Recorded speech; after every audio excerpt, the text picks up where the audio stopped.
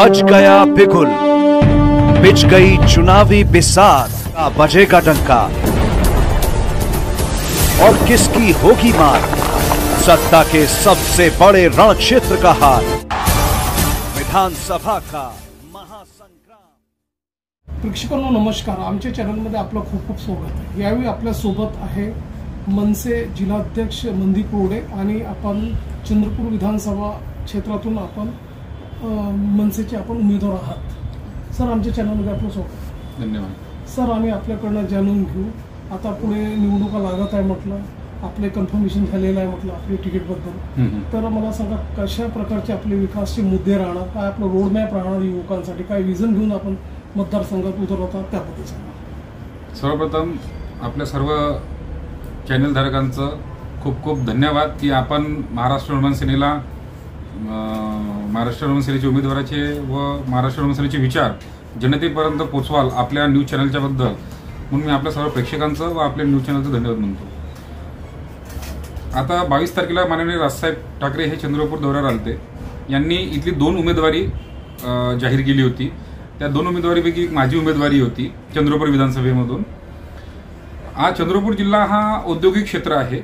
औद्योगिक क्षेत्र असल्यानंतर पण या चंद्रपूर जिल्ह्यामध्ये सर्वात जास्त बेरोजगार आहेत युवक युवती। इथल्या अगर युवक युवतींना diploma, degree, ITI, graduation, post graduation जे झालेलं आहे शिक्षण, उच्च शिक्षण झालेलं आहे, यांना पुणे, नाशिक, ठाणे, मुंबई, औरंगाबाद, हैदराबादला जावं लागतं। तीही इथल्या स्थानिक लोकप्रतिनिधी व प्रशासन व शासनाची निष्काळजी आहे, त्यांचं अपयश आहे की इथल्या स्थानिक भूमिपुत्रांना रोजगार न दिला।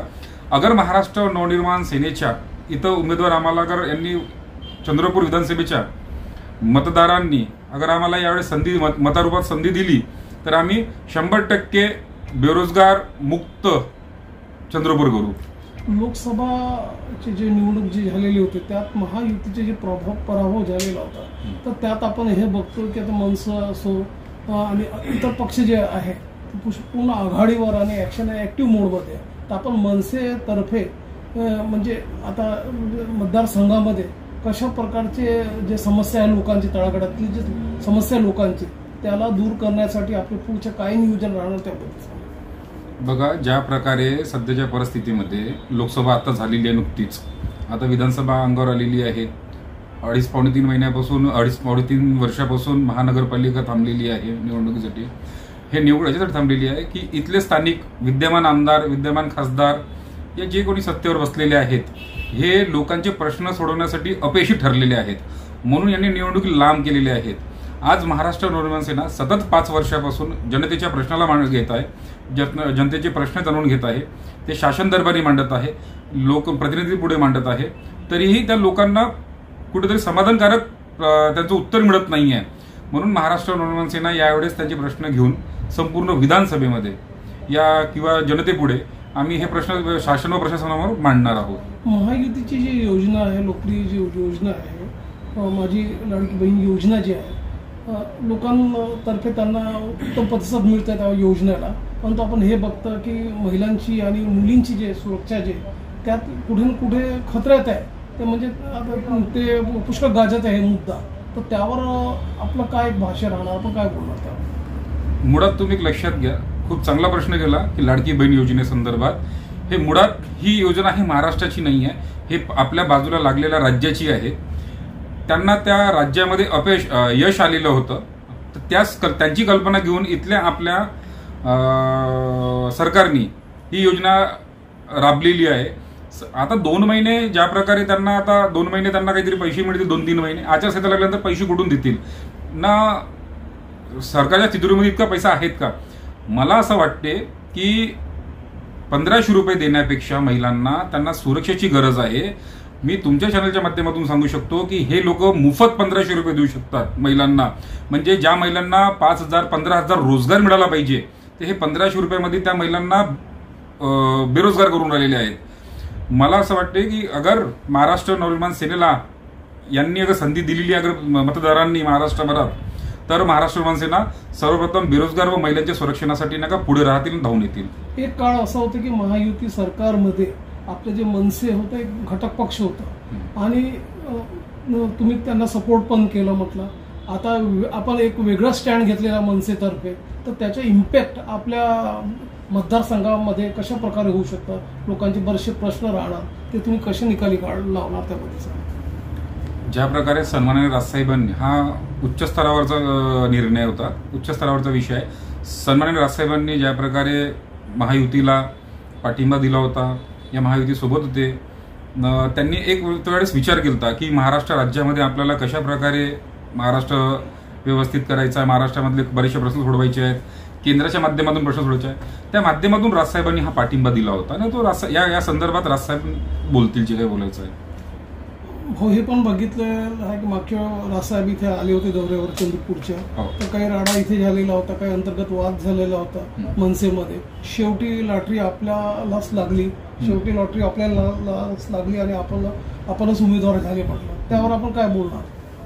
बघा, मागच्या वेळेस साहेब जेव्हा दौऱ्याला आलते 2022ला, कदाचित 22ची गोष्ट आहे बहुतेक, त्यावेळेस ना का महाराष्ट्र निर्माण सेनेचा आपसातला काही वाद न झालता, ते बाहेरचे लोक आलते, ते त्यांचे काहीतरी एक वेगळा विषय होता, पण त्यांनी तिथं साहेबांसमोर तो विषय मांडायचा होता, परंतु तो विषय मांडताना त्यांची दिशा चुकलेली होती ना, त्या गोष्टीला मग मीडियाने त्या गोष्टीला पकडून धरलं होतं ना. आता जो राडा तुम्ही गोष्ट करून राहिलेले आहेत, आता राडा ना चालता, ज्या इतर पक्ष, मग ते कोणतेही पक्ष असतील महाराष्ट्रामध्ये छोटे मोठे, या सगळ्या पक्षांनी जे टीका करतायची की महाराष्ट्र नवनिर्माण सेनेकडे उमेदवार नाही आहेत, महाराष्ट्र निर्माण सेनेकडे कार्यकर्ते नाही आहेत, महाराष्ट्र निर्माण सत्तेत नाही आहेत, महाराष्ट्र निर्माण संपलेली आहे, परंतु आज महाराष्ट्र नवनिर्माण सेनेकडे तिकीट मिळवून घेण्याकरिता उमेदवाराची रांग लागलेली आहे.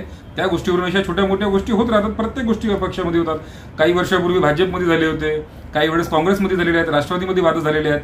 आमच्याकडे पक्ष चोरी तर नाही गेलेला आहे आमच्याकडे कुठे, बाकीच्या सगळेजण सत्तेसाठी मग्न आहे, एकमेकांचं चिन्ह चोरून राहिले. आज चंद्रपूर मतदारसंघाचे एकंदर चित्र बघता आपण हे बघतोय की इथे दिग्गजांची लढा आहे म्हटलं, बरेचसे राष्ट्रीय पार्टी पण इथे आहे म्हटलं, भाजपा आहे, काँग्रेस आहे, बरेचसे रसाखशीचे वातावरण आहे म्हटलं. त्यात आपल्या मनसेतर्फे आपली वर्णी लागली पाहिजे, त्यासाठी आपलं काय व्यूहरचना असेल, काय बॅकअप प्लॅनिंग असेल, त्याबद्दल बघा. महाराष्ट्र निर्माण सेनेची चंद्रपूर विधानसभेकरिता एक उत्तम आम्ही एक विजन घेऊन पुढे आलेलो आहोत, त्यांच्यापर्यंत ते पोहोचून राहिलेलो आहोत. विजन हेच की चंद्रपूर जिल्ह्यामध्ये एक साधारण 200-250 कंपन्या आहेत, त्या कंपन्यामध्ये ना का बहुतांश बाहेर राज्यातील लोक आहेत. आपल्या स्थानिक भूमिपुत्रांना रोजगार नाही आहे, आम्ही तो एक रोजगारासाठी करू. सोबतच आम्ही चंद्रपूरमध्ये आता महाराष्ट्रभर चालू आहेत, हे सगळे जनतेला ह्या गोष्टी पटतील की म्हणजे कॉन्व्हेंट शाळा ज्या आहेत प्रायव्हेट सेक्टर, यांची फीज वाढलेल्या आहेत, मनमानी फीज घेऊन राहिलेले आहेत, हर 2 वर्षामध्ये गणवेश बदलवून राहिलेले आहेत. हा सर्वसामान्य गोरगरिबांना फटका पडणारा आहे, हा भूदंड गोरगरिबांच्या खिशाला लागून राहिलेला आहे, याच्याकडे यांचं लक्ष नाही आहे. सोबतच चंद्रपूर जिल्हा हा पोल्युशनपासून मुक्त करू आम्ही. सोबतच शेतकऱ्यांचे बरेचसे प्रश्न आहेत, शेतकऱ्याच्या प्रश्नाला आम्ही नका तडा देऊ.